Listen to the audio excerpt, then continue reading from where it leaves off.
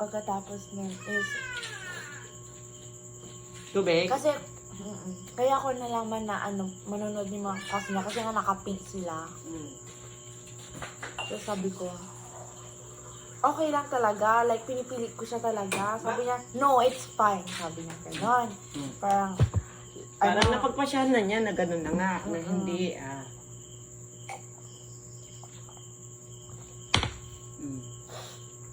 So sabi ko, sure ka nga, pero talaga nag-guilty na ako. Parang nasad ako kasi parang ano ba yan, dapat parang hindi ko na lang siya inano.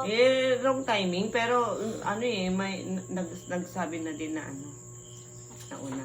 Pero at the same time, masaya ako kasi hindi siya umalis. Siyempre, yun naman talaga. Siyempre kapag umalis Yun, siya. nanood kayo, Barbie pa din. Nung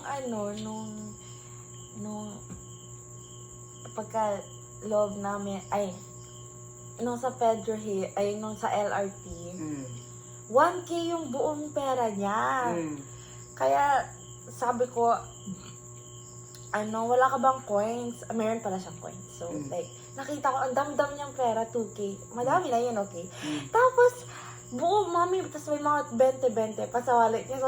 Sabi ni Christine, sis, sabi niya gano'n. Sheesh, sabi ko gano'n sa kanya.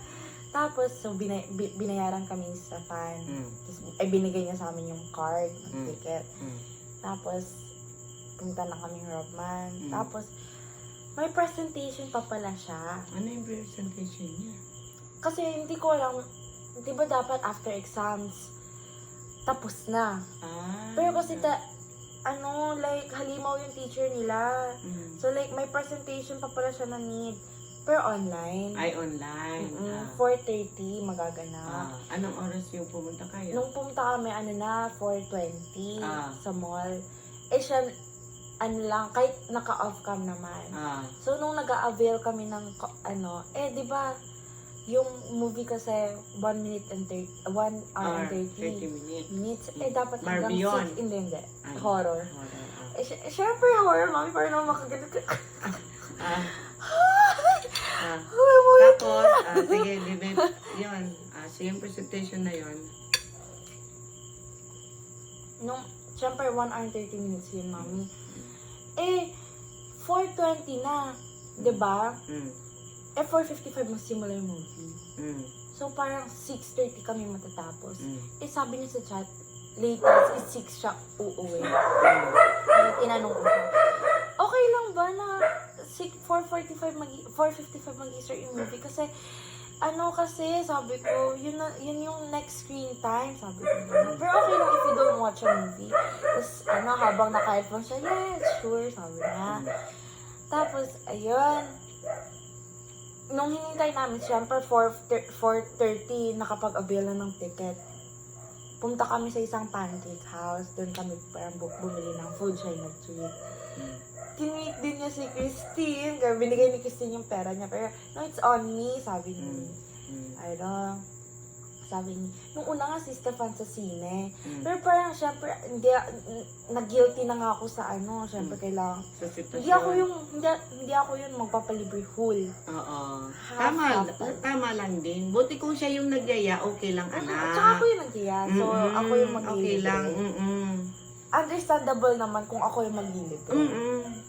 Kasi, unang-una. Give and take. Oo, aside pa doon. Equality. Hindi, ikaw ang nagyaya. So, supposed to be, gentleman lang siya, kaya siya parang nakipag 50-50. Parang ikaw yung movie, siya yung ganon. Kasi kung ako rin yun, hindi rin ako pwedeng mo sa kanya, papasalo mo. Kasi, ako yung nag-invite, tapos siya lahat. Hindi naman ganon. Ngayon, naghintay kami, no? So, ito yung picture, ito yung shop. Tinanong habang nag-avail kami ng tickets ni Christine kasi malayo siya kasi nga kailangan yung wala masyadong tao kasi magpe-present siya. So, nung magkasama kami ni Christine, sabi niya, may lahi ba siya? Sabi niya, wala naman, sabi ko. But sobrang konyo niya. Hindi ba English yung first language na kung paano siya pinalaki? Sabi ko, oo nga pala, sabi niya, true naman dyan. Kasi ito yung, dito kami kumain sa Puffies. Maganda ba yan? So, ito